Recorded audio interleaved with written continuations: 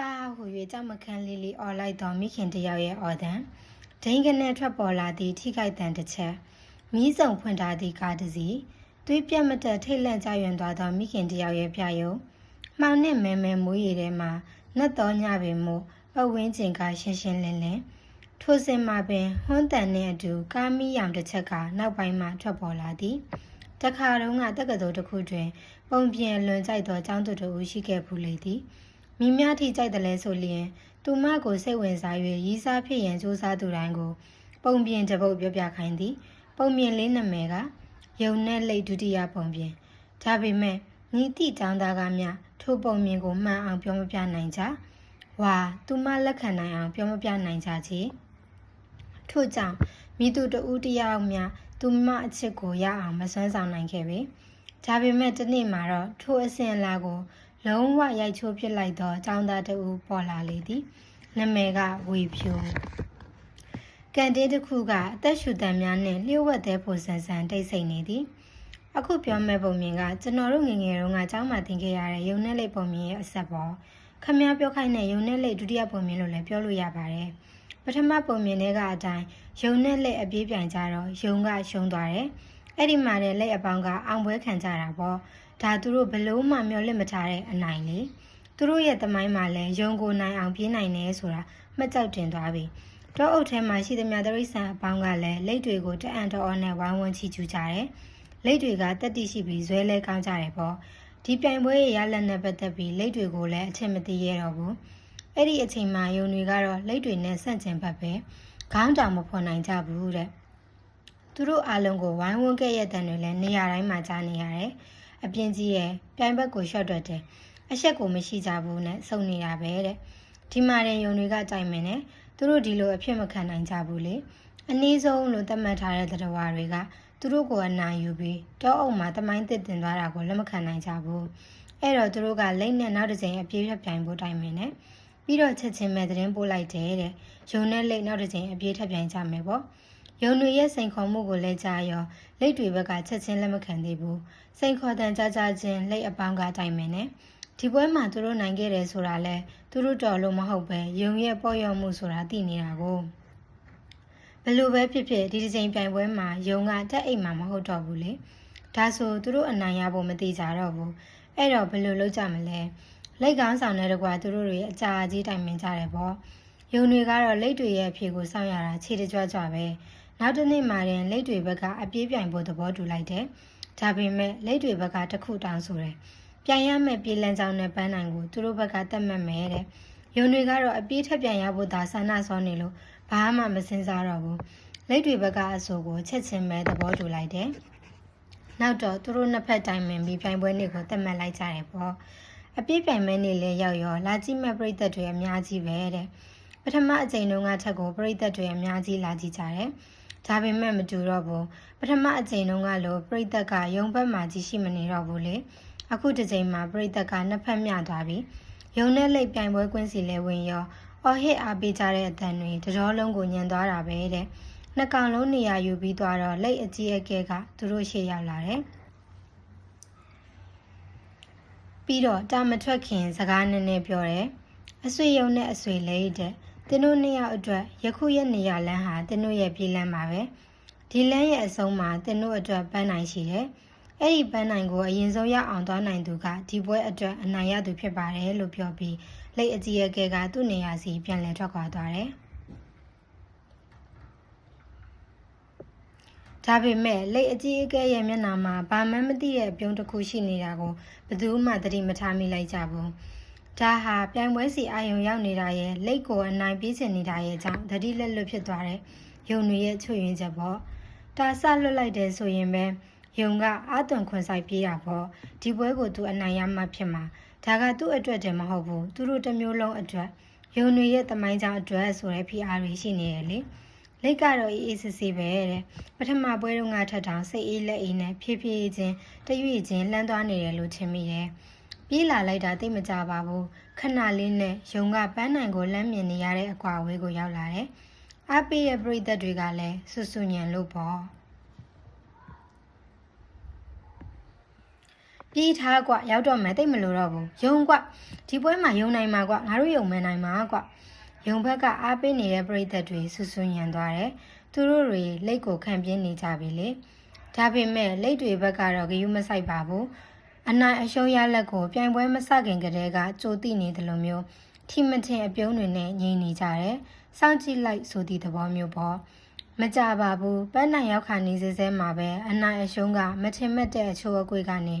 တမျိုးပြောင်းသွားပါတယ်ယုံဘလို့မှဆက်ပြေးလို့မရတော့ဘူးပန်းနိုင်ဆိုတာလဲမြင်းနေလျက်နဲ့တပားသူအတွက်ဖြစ်သွားရပါပြီဘာဖြစ်လို့လဲဆိုတော့ယုံရဲ့ပြေးလန်းကြောင်းတက်တဲ့မှာရေမြောင်းတစ်ခုခံနေတယ်တော်တော်လဲကျဲတော့ယုံခမဘာမှဆက်လုပ်လို့မရတော့ဘူးခုံကူးလို့လည်းမရဘူးရေထဲကဖြတ်သွားဖို့ကြတော့လဲရေမကူးတတ်တော့ဒုက္ခရောက်ပြီပေါ့ပန်းနိုင်ကရေမြောင်းရဲ့တစ်ဖက်မှာတကယ်မှနီနီလေးကုန်းပေါ်မှာဆိုရင်ပန်းနိုင်ကိုခဏချင်းပဲရောက်သွားမှာပါဒါပေမဲ့အခုတော့လုံးဝကိုသွားပြီဘယ်လိုဆက်လုပ်ရမလဲစဉ်းစားပေမဲ့အကြံကမထွက်ဘူးလမ်းကလည်းဒီတလမ်းပဲရှိတာနောက်တလမ်းကနေပတ်သွားလို့လည်းမရဘူးပြန်မဲလဲရမလားဒီအတိုင်းပဲဆက်နေရမလားတကောင်နဲ့ရောက်ရက်ခတ်နေတာနဲ့အချိန်ကတော်တော်ကြာသွားတယ်စောင့်ကြည့်နေတဲ့ပရိသတ်တွေကလည်းယုံပဲအချိန်များပန်းနိုင်ရောက်ပြီးအောင်ပွဲခံမလဲစောင့်ကြည့်နေကြတာပေါ့ဒီမှာယုံကဒုက္ခအကြီးကြီးနဲ့တွေ့နေပြီဒီလိုနဲ့အတော်ကြီးကြာသွားချိန်မှာပဲလိတ်ကသူ့အနာကိုရောက်လာခဲ့တယ်ယုံကိုတွေ့ချင်းပဲလိတ်ကလှောင်ပြုံးလေးနဲ့ခနဲ့တက်တယ်ပြောတယ်အဆွေယုံကဘာလို့ဆက်မသွားတာလဲဗျပန်းနိုင်ကိုရောက်တော့မှာပဲဥစ္စာဘာလဲကျွန်ုပ်ကိုစောင့်နေရလားဒါမှမဟုတ်ပြီးခဲ့တဲ့ပြိုင်ပွဲတုန်းကလိုပဲတကြီးအိမ်ပြီးအခုမှနိုးလာတာလားလက်ရမထိတထိရီးလိုက်တဲ့စကားကိုကြားပေမဲ့ဒီအချိန်မှာယုံခမဘာမှပြန်မပြောနိုင်ရှာဘူးသိကြတာကတော့သူလက်ကိုဒုတိယအချိန်ထက်ရှုံးသွားပြီလေဒီတစ်ခါလဲသူတို့ရဲ့ပေါ်ရမှုပါပဲလက်ကိုအနိုင်လိုချင်တာနဲ့ဘာကိုမှမစင်စားခဲ့ဘူးလက်တွေဘက်ကပြေးလန့်နဲ့ပန်းနိုင်တက်မှတ်မယ်ဆိုတာကိုသဘောတူလိုက်တာကသူတို့အမှားပဲလက်တွေအလုံးပူပေါင်းပြီးပြေးလန့်ပေါ်မှာရေအိုင်တအိုင်တူးတယ်ပြီးတော့ပန်းနိုင်ကိုရေအိုင်ရဲ့တစ်ဖက်ချမ်းမှာတက်မှတ်တယ်ကောက်ကျစ်တာမဟုတ်ဘူးဆိုရင်တော့လက်တွေရဲ့အုံနောက်ကချီးကျူးစရာပေါ့ဒါပေမဲ့ဒီပွဲအတွက်တော့ယုံတွေရဲ့အယုံကတည်ကြသွားပြီလေအဲ့ဒီအချိန်မှာပဲတရွေ့ရွေ့သွားနေတဲ့လက်ကယုံကိုကြော်ပြီးရေအိုင်ဆက်ကိုရောက်သွားတယ်ပြီးတော့မျက်နှာကိုမော့ပြီးဝင့်ကြွားတဲ့အပြုံးနဲ့စကားတခွန်းပြောတယ်လက်ပြောသွားတဲ့စကားလေးကအလွန်လာတာပဲအဆွေယုံပြိုင်ပွဲတစ်ခုရဲ့အနိုင်အရှုံးဆိုတာသူ့ရဲ့ဗီဇအပေါ်မှာလည်းမမူတည်ဘူးမနေမနာစူးစမ်းအထောက်ရတဲ့ဝရိယအပေါ်မှာလည်းမမူတည်ဘူးတရဝအများစုလက်ကင်ထားတတ်ကြတဲ့ကန်းဆိုတဲ့ဝါဟာရပေါ်မှာလည်းမူတည်တာမဟုတ်ဘူးအရှုံးကိုအနိုင်ဖြစ်အောင်လှည့်တက်တဲ့သူရဲ့အည်အသွေးပေါ်မှာပဲမူတည်တာပါတဲ့ပြီးတော့လက်ကရေအိုင်ကိုကူးပြီးပန်းနိုင်စီကိုရောက်သွားတယ်ပုံမြင်ဟုခေါ်သောစကားအရှိကြီးဆုံးသွားတော့တိတ်ဆိတ်နေသောကန်တင်းကအနှဲငယ်အသက်ဝင်လာတဲ့အောင်ရှိသည်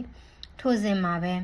ဒီပုံမြင်လေးရဲ့ရည်ရွယ်ချက်ကတော့ဆုံးဖြတ်ချက်တစ်ခုကိုအလျင်စလိုမချမိဖို့ဆိုတာရဲ့ပြိုင်ပွဲတစ်ခုအတွက်အဲ့ဒီပြိုင်ပွဲနဲ့ပတ်သက်တဲ့အရေးချင်းကို့မှာနဲနေရင်တောင်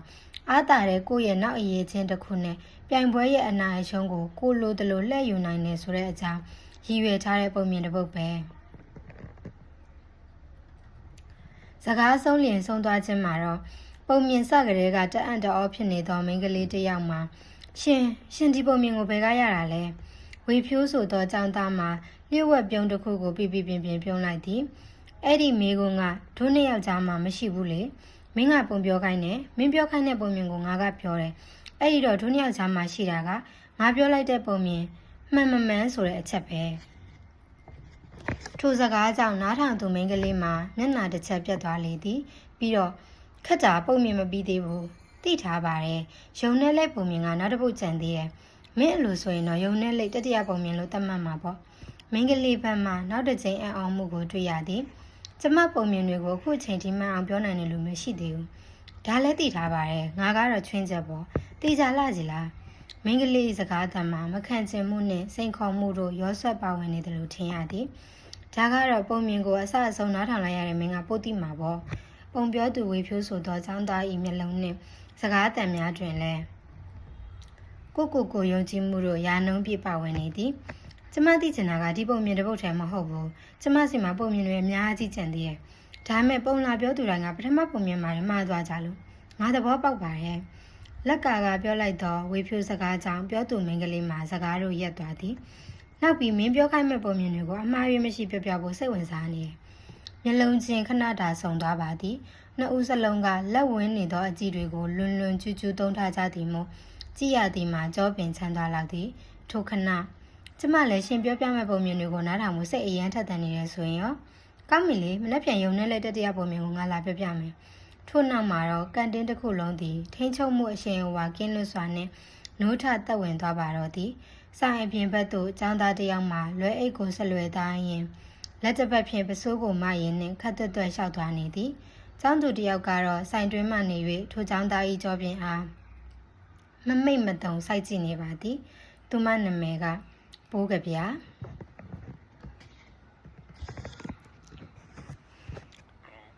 ဒုတိယအကြိမ်ယုံတွေထက်ရှုံးသွားပြီးတဲ့နောက်မှာတော့လက်တွေကတောထဲမှာဘရင်တဆူလိုကိုဖြစ်သွားကြပြီးခေါင်းကိုမော့ရင်ကိုကော့ပြီးဝင့်ဝင့်ကြွကြွနေပေါ့ယုံတွေခမရတော့နေစရာတောင်မရှိတော့ဘူးတဲ့ဒါပေမဲ့သူတို့စိတ်တက်မကြပါဘူးနောက်တစ်ကြိမ်ထပ်ပြိုင်ကြဖို့စိန်ခေါ်တယ်ဒီတစ်ခါစိန်ခေါ်တဲ့လဲကြရောလက်တွေကဟက်ဟက်ပက်ပက်ကိုရီးကြတယ်နှစ်ခါရှုံးသွားပြီးတာကြောင့်မမှတ်သေးဘူးလားပေါ့ဒီအချိန်မှာလက်တွေကစိတ်ကြီးဝင်သွားပြီးတသက်လုံးနိုင်လာတဲ့ယုံတွေသူတို့လက်ထက်မှာရှုံးရပြီဆိုပြီးကိုအထင်ကြီးသွားကြပြီယုံတွေစိန်ခေါ်ပုံကလည်းလက်တွေအလှဲ့တုံးကလိုပါပဲဒီတစ်ခါပြိုင်ပွဲရဲ့ပြေးလန်းကြောင်းနဲ့ပန်းနိုင်ကိုသူတို့ဘက်ကတတ်မှတ်မယ်တဲ့လက်တွေကအရင်လိုတွေးတောတတ်ရင်ဒါယုံတွေရဲ့အနိုင်ရဖို့အကြံစီဆိုတာတွေးမိမှာပါတွေးပြစ်လိမ့်မယ်ဒါပေမဲ့လက်တွေကအရင်လိုမဟုတ်တော့ဘူးယုံတွေဘလို့ပြိုင်သူတို့ကိုမနိုင်ပါဘူးဆိုတဲ့စိတ်ကိုဝင်သွားတာအဲ့တော့ဘာမှတွေးမနေတော့ပဲပြိုင်ပွဲကိုလက်ခံလိုက်တယ်တတိယအကြိမ်ပြိုင်ပွဲမှာလည်းဒုတိယအကြိမ်တုန်းကလိုပဲပရိသတ်တွေအများကြီးပါပဲယုံနဲ့လက်ပြိုင်ပွဲကွင်းမှာနေရာယူပြီးသွားတော့ပထမပြိုင်ပွဲတုန်းကလက်အကြီးအကဲအတိုင်းပဲယုံအကြီးအကဲဆင်းလာတယ်ပြီးတော့ရှင်ပြိုင်ကြမဲ့သူတို့နှစ်ယောက်ကိုပြောတယ်အဆွေယုံနဲ့အဆွေလက်ဟောဟိုမှာမြင်နေရတဲ့တောင်ကုန်းလေးရဲ့ထိပ်မှာပန်းနိုင်ရှိပါတယ်ပန်းနိုင်ကိုအရင်ရောက်အောင်သွားနိုင်သူကအနိုင်ပါပဲတဲ့ဒါယုံတွေရဲ့နောက်ဆုံးကြည်စံဒီတပွဲမှာသူတို့ထက်ရှုံးသွားရင်သူတို့ဘဝကသွားပြီတာဆလွတ်တယ်ဆိုရင်မှနှစ်ကောင်စလုံးကကြွကြွဇဇာပြေးကြတယ်ယုံကလည်းအနိုင်ရချင်တယ်လို့လိတ်ကလည်းသူရထားတဲ့အနိုင်ကိုဆက်ထိန်ခြင်းတယ်လေဒါပေမဲ့ထုံးစံအတိုင်းမှာပဲယုံကအဝေးကြီးကိုရောက်သွားချိန်မှာလိတ်ကတော့နောက်မှာတရွေ့ရွေ့ပေါ့အဲ့ဒီမှာပဲယုံကမချင်မှတ်ထားတာတခုကိုလှုပ်လိုက်တယ်သူရောက်နေတဲ့နေရာကပန်းနိုင်ကိုတိတ်မလို့တော့ဘူးမတ်ဆောက်တဲ့တောင်ကုန်းလေးကိုတက်သွားလိုက်တာနဲ့ရောက်ပြီးဒါပေမဲ့ယုံကစက်မတက်ပဲတောင်ကုန်းလေးအောက်ခြေမှာတစ်ချက်တန်းဝေပြီးအိတ်လိုက်တယ်တဲ့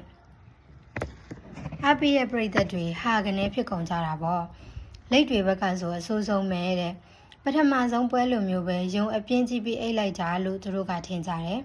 ပြိုင်ပွဲကိုကြည့်နေသူတွေအကုန်လုံးလဲယုံကိုဝိုင်းကဲရကြတာပေါ့ပထမပွဲရှုံးဖို့ထားတာကြောင့်မမှတ်ပဲ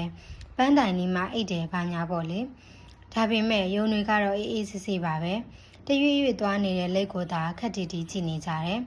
လက်ကလည်းယုံအိတ်နေတာမြင်တော့အားတက်ပြီးပြေးလိုက်တာခဏလေးနဲ့ယုံအိတ်နေရစီရောက်သွားတယ်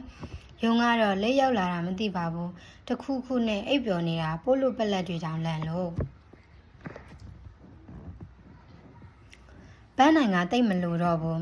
မတ်ဆောက်တဲ့တောင်ကုန်းလေးကိုတက်ပြီးသွားတာနဲ့ရောက်ပြီး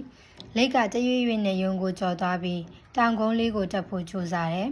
ပထမခြေလန်းနည်းနည်းလောက်ကကိစ္စမရှိပေမဲ့တောင်ကုန်းလေးတစ်ဝက်လောက်အရောက်မှာပဲလက်ခမညာကျွန်းပြန်ပြီးပြုတ်ကျသွားတယ်တဲ့။ဘာဖြစ်လို့လဲဆိုတော့လက်ရဲ့ကြောခုံကလေးရဲ့လေ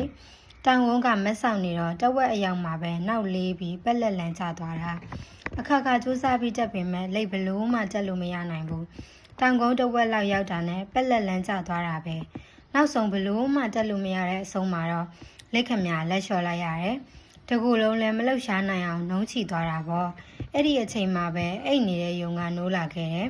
ပြီးတော့တုံးမြမလှုပ်နိုင်အောင်အမောဖြေနေတဲ့လက်ကိုကြည့်ပြီးစကားတခွန်းပြောတယ်ယုံပြောသွားတဲ့စကားလေးကအရန်လာတာပဲကဲခမညာအခုတော့ကျွန်တော်ရဲ့ရေမြောင်းတွေကိုရောက်နေပြီလေတဲ့ဇက်သိန်းကတော့ငါဆက်ပြောဖို့လိုတော့မှမထင်ပါဘူးစကားဆုံးသွားသည့်နောက်မှာတော့ပိုးကပြာဆိုသူမိန်းကလေးမှာလုံးဝကိုတုံးလှုပ်သွားရတော့သည်မယုံကြည်နိုင်လောက်အောင်တအံ့တော်ဖြစ်နေသောပုဂ္ဂပြာအားကြည့်ရင်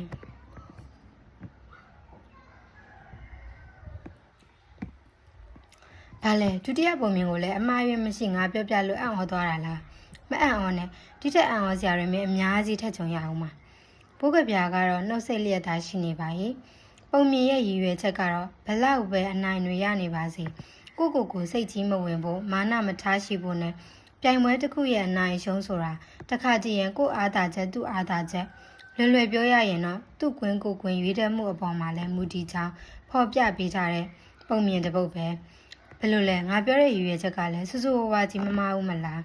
ဘိုးကပြာကတော့တိတ်မြဲတိတ်လျက်ထားပါတော့လေဒီနေ့အတွက်ဒီလောက်ပါပဲဒီနေ့ကလည်းတောက်ကြနေဆိုတာနောက်ပတ်မှရဲ့ပုံမြင်တွေကိုထပ်ဆက်ကြတာပေါ့ပြောပြချင်းလွယ်အိတ်ကိုဆွဲကထပ်ရက်လိုက်စင်ပါပဲ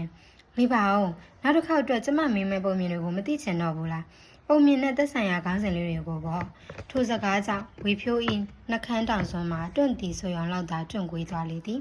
ပြီးတော့ငါချင်ပါတယ်ငါစကားကိုနားထောင်ပြီးတာနဲ့ဒီနေ့အတွက်မင်းတတိယအကြိမ်များအံ့ဩသွားလိမ့်မယ်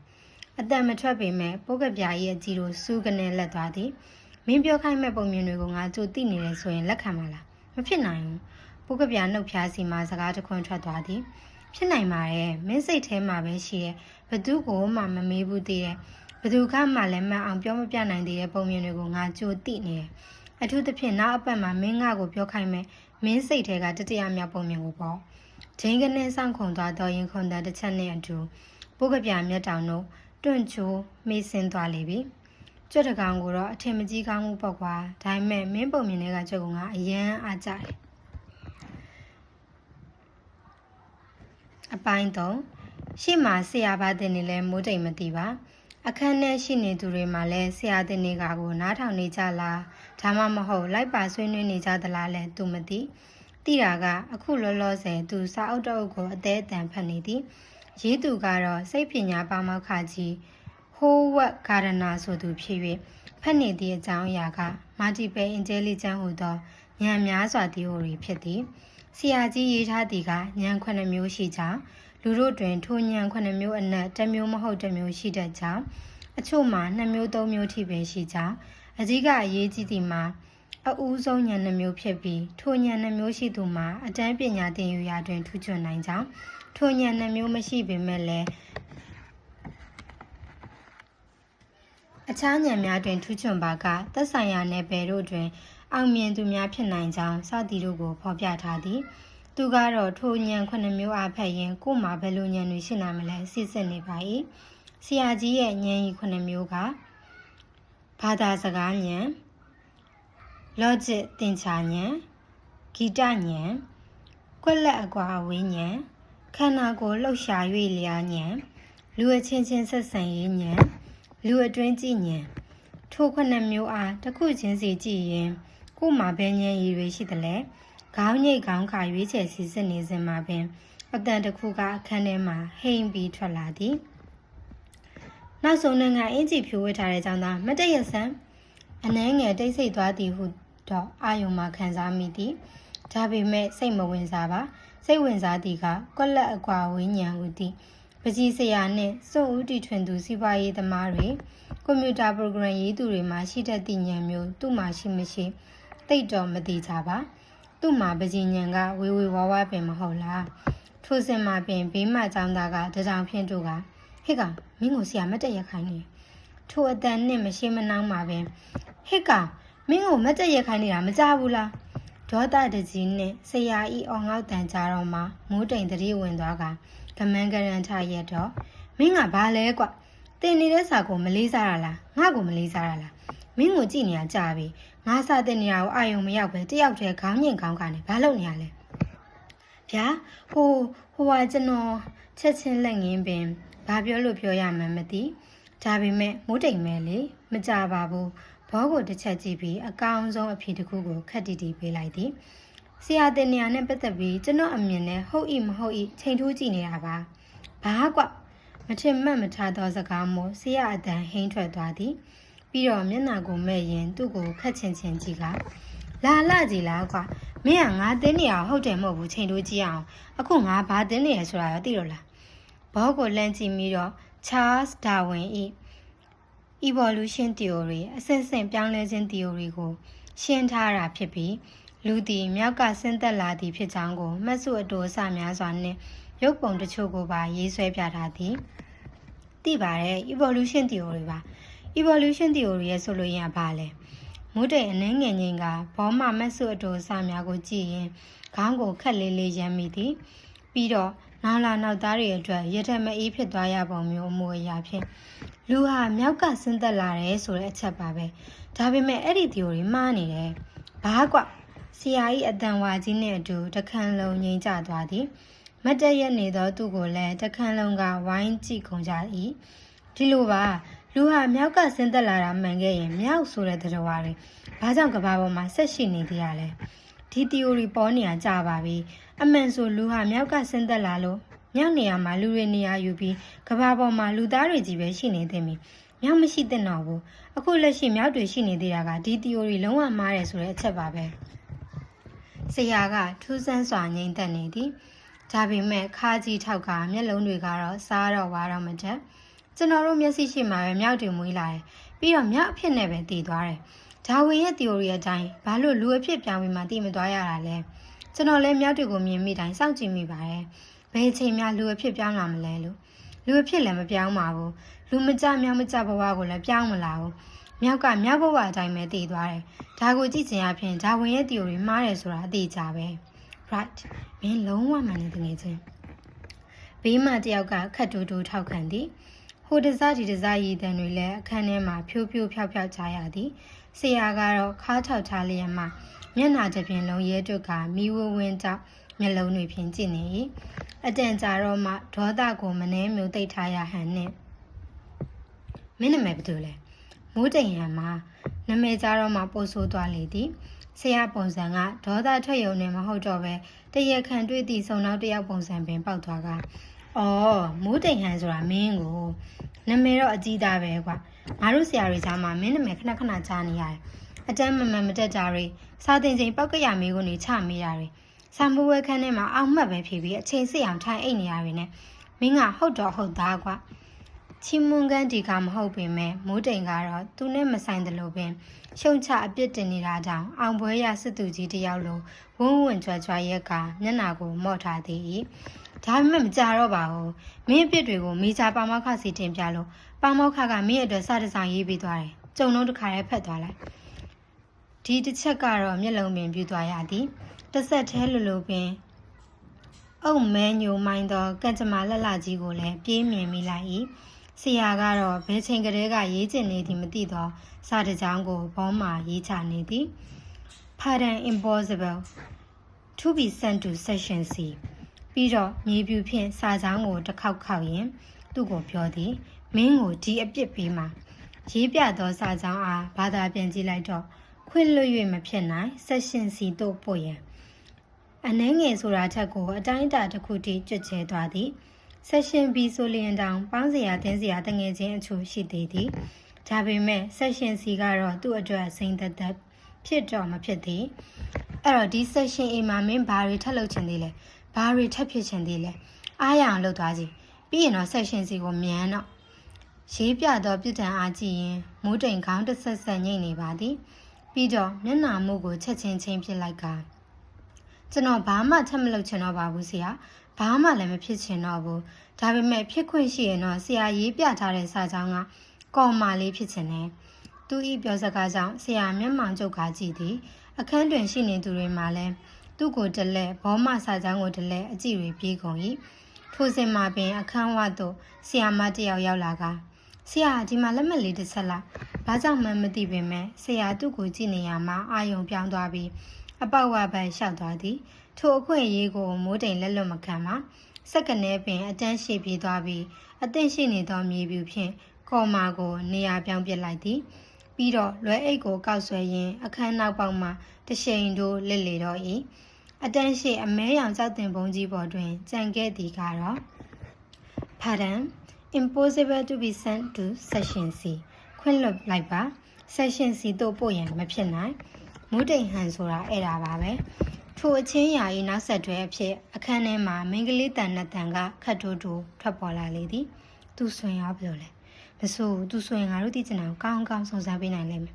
ဒါမဲ့တခုပဲသူ့လိုလူတယောက်ကအခြားတယောက်ကိုညီတောင်းတာကိုလွယ်လွယ်လက်ခံပြီးဆောင်ရွက်ပေးမှလားမပူပါနဲ့ငါမှအကြံရှိပါတယ်အခန်းထဲမှအပြေးထွက်လာသည်မို့ခဏချင်းပင်အဆောင်ပြင်ရောက်လာသည်ပြီးတော့ဘယ်သွားရမှန်းလည်းမသိကန်တင်းသွားရအောင်ကလည်းဒီအချိန်ဘယ်သူမှရှိမှာမဟုတ်ထို့ကြောင့်နီးစက်ရာတစ်ပင်တစ်ပင်အောက်မှာသာဝင်ထိုင်နေလိုက်သည်ဘယ်လိုလုပ်ရမလဲဆက်ရှင်စီကိုတော့ရောက်လို့မဖြစ်ဒါပေမဲ့ခုနဆရာပြောသွားတာကိုထောက်လျင်တော့တကယ်ပင်ဆက်ရှင်စီသို့ရောက်ကိန်းမြင်နေသည်ဆရာကိုပဲသွားတောင်းမှန်ရမလားဒါမှမဟုတ်ပါစုပ်ကိုပဲသွားတွေ့ရမလားဘလို့ပဲပြောပြောမလွေတာတော့သိကြသည်စိတ်ညစ်ညစ်နဲ့ထိုင်နေစဉ်မှာပင်ခြေတံတစ်ခုနှင့်အတူနှုတ်ဆက်တန်လိုကိုပါတွဲလျက်ကြားလိုက်ရသည်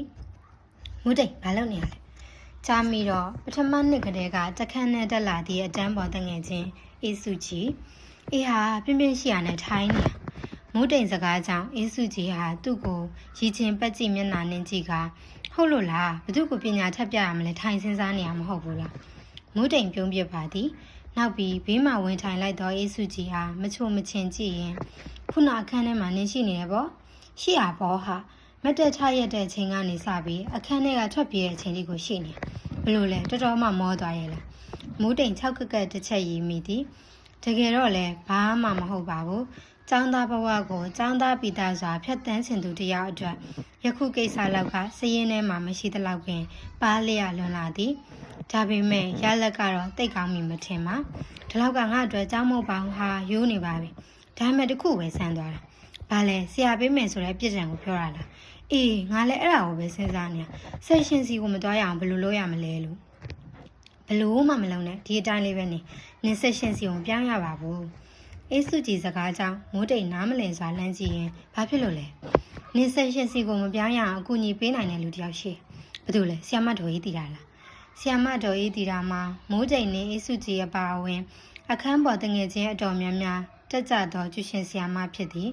ကျောင်းတွင်လည်းနီးပြဆရာတယောက်ဖြစ်၏မဟုတ်ဆီယမလည်းမဟုတ်ဆရာလည်းမဟုတ်ငါတို့လိုကျောင်းတက်နေတဲ့တာမန်ကျောင်းသူတယောက်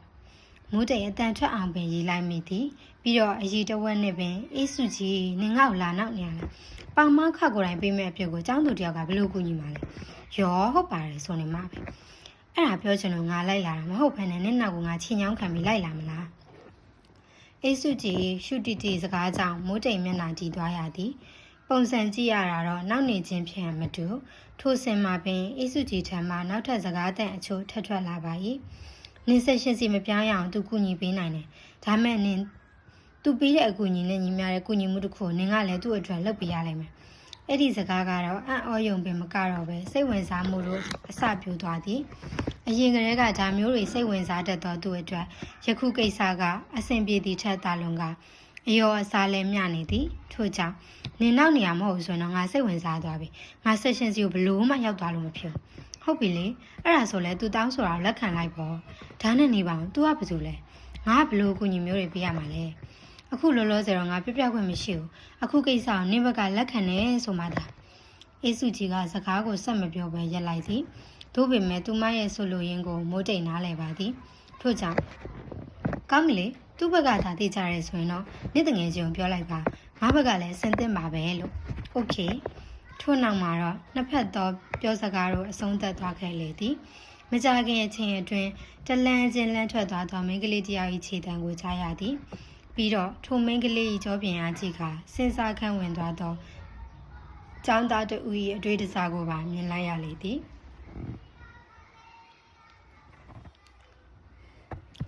ပါမောက္ခအခန်းထဲကထွက်လာတော့ခေါင်းတွေချချလဲနေသည်ပါမောက္ခကထိတ်ခေါက်လွတ်လိုက်၍မဟုတ်ပါခေါင်းနဲ့တတိုင်းတကားဝင်ဆောင်မိလို့လည်းမဟုတ်ပါမောက္ခပြောသည့်စကားတွေကြောင့်ချချလဲသွားခြင်းမင်းကိုငါ့တူမကတော်တော်ထောက်ခံပေးနေရဲ့နောက်တစ်ခါအဲ့လိုအဖြစ်တွေထပ်မဖြစ်စေရပါဘူးတဲ့သူတို့တငယ်ချင်းတွေဝိုင်းပြီးထိမ့်ပေးမယ်လို့ပြောတယ်လိမ္မာစမ်းပါကွာမင်းလည်းရည်ချင်းရှိတဲ့ចောင်းသားတယောက်မှငါသိပါတယ်ဘာမှမဟုတ်တဲ့ကိစ္စတွေနဲ့ရည်ချင်းတွေဖြုံးမပစ်စမ်းပါနဲ့ဘာတွေလဲပါမောက္ခရဲ့တူမဆိုသူကပိုးကပြားတဲ့ပိုးကပြားနဲ့သူနဲ့ကတငယ်ချင်းနဲ့သူအခန်းမပြောင်းရဘူးပိုးကပြားကပါမောက္ခစီမှာထောက်ခံပေးထားတယ်တဲ့တော်တော်စဉ်းစားရခက်သောကိစ္စပင်တိကျတာတခုတော့ရှိသည်အဲ့ဒါကမိုးတိမ်အခန်းပြောင်းရမှာမဟုတ်တော့ဒ ဒါပေမဲ့ခံဝင်လက်မှတ်တစ်ခုနဲ့ဂရီအထက်ထက်ကိုပါမောက်ခစီနိုင်ပေးထားခဲ့ရသည်ကိစ္စမရှိပါဒါမျိုးတွေကသူ့အတွက်ရိုးနေပါပြီအခုလောလောဆယ်တွေ့ရခက်နေသည်ကတော့ပိုးကပြာဆိုသောအကြောင်းသူတယောက်အကြောင်းပါပဲပြီးတော့မနေ့ကအေးစုကြီးပြောသွားခဲ့သည့်စကားတွေနားထဲမှာတရစ်ဝဲဝဲကြားရောက်လာသည်ဒါဆိုသူ့ကိုအကူအညီတောင်းမှသည်ပိုးကပြာများလားအကြောင်းမရှိဘဲနဲ့တော့သူ့ကိုကူညီမှာမဟုတ်ပြီးတော့တငယ်ချင်းဆိုတာလည်းမဟုတ်ခဲ့မတိဘူးလားဆိုရင်တော့ပိုးကပြာကိုမိုးတိမ်ကောင်းကောင်းသိပါသည်ပုံမြင်ကိုဗဟိုပြု၍အချစ်ရေးကိုရှောင်တိန်တတ်သည့်သတင်းကြီးသောမိန်းကလေးကိုသူသိချသည်ဒီလိုသတင်းကြီးသောမိန်းကလေးမျိုးနဲ့မပတ်သက်ချင်ခဲ့ပါဒါပေမဲ့အခုအဖြစ်ပြက်ကတော့ပိုးကပြာဘက်ကစတင်လိုက်တာလားတို့မပါခြင်း၍ဘေးထွက်နေသူကမှတမင်တကာဝင်တိုက်လိုက်တာလားအတိအကျတော့မသိဒါပေမဲ့တေချာမှုတစ်ခုရရင်တော့မိုးတိမ်ကြိုးစားရပါလိမ့်မည်တိတ်ခက်ခဲမိတော့မချင်ပါအခန်းထဲသွားပြီးအေးစုကြည်နဲ့တွေ့လိုက်ရင်အရာအလုံးရှင်းလင်းသွားနိုင်သည်မဟုတ်ပါလားအေးစုကြည်ရှေ့တက်တဲ့မှာရဲ့ရင်ခေါ်လိုက်သည်သူ့ခေါ်တန်းကြောင့်စာငုံရေးနေရမှာအေးစုကြည်မော့ကြည့်သည်ပြီးတော့စူးရဲရဲဖြစ်နေသောသူ့ပုံစံကိုကြည့်၍သဘောပေါက်သွားသလိုကိုလျှို့၍နေရပြီးကမိုးတိမ်လာထိုင်လိလူရင်းကိုပဲပြောလိုက်ပါသည်ငါပါမောက်ခနဲ့တွေ့ပြီးသွားပြီထိုစကားကြောင့်အေးစုကြည်ကဖြက်ကနေမော့ကြည့်ကဟုတ်လားအဆင်ပြေရမလားသူမပုံစံနဲ့ပြောစကားကအရာအလုံးကိုသိနေတယ်လို့မျိုးအေးအဆင်ပြေပါတယ်အဲ့ဒါကြောင့်လည်းနင့်ကိုလာတွေ့မပွင့်တပွင့်ပြုံးပါ၏မိုးတိမ်တိလို့ဒီကိုဆက်မဲလိုက်သည်ငါအခန်းမပြရအောင်ကုညီပေးမယ်ဆိုတဲ့နဲ့တငယ်ချင်းကပိုးကပြလာချက်ချင်းမဖြေပဲတုံးရန်ကောဟူသောပုံစံဖြင့်ကြည့်လိုက်ပြီးကမှ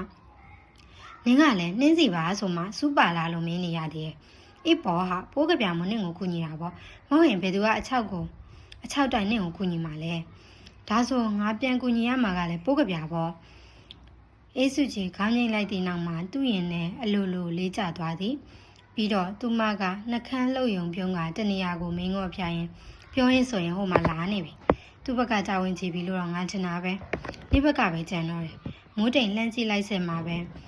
ညှို့ငင်လွန်းသောခြေတလန်းကိုစခင်းလိုက်သည့်မိန်းကလေးတယောက်ရစ်မှုဖွယ်အပြုံးတွေနဲ့အခန်းတွင်ဝင်လာနေသည်တခန်းလုံးငိမ့်ကျသွားသလိုဒါပေမဲ့မိုးတိမ်ဆိုသောသူ့အတွက်မှာတော့အရာရာသည်တင်းရင်ပိတ်လောင်လို့အစအဆုံးဖက်နေရမှာမိုးတိမ်စာအုပ်ကိုပိတ်လိုက်ပါသည်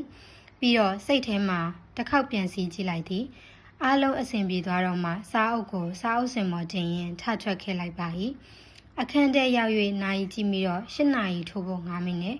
ထုံးစံအတိုင်းပဲစပွဲပေါ်မှာသူ့ဤလက်ကင်ဖုန်းလေးအားကောက်ကင်ကတနေ့တာ၏ပထမဆုံးအကြိမ်အဖြစ်ဆက်ဖွင့်ပေးလိုက်သည်သူထင်တာမမှားဘူးဆိုလျင်တော့သိကြပါသည်မကြခင်အချိန်အတွင်းရှင်းအောင်ပြောရပါက၈နာရီတိတိအချိန်မှာတစုံတရာဤခေါ်ဆိုမှုကြောင့်သူ့ဖုန်းလေးမိလာနိုင်ပါသည်